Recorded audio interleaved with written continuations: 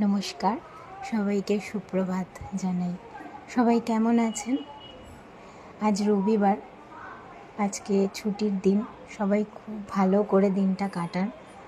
এটা আমার মেয়ের একটা ছোট্ট ক্লিপ শেয়ার করলাম। ও দুই দাদুর হাত ধরে রাস্তা দিয়ে হাঁটছে।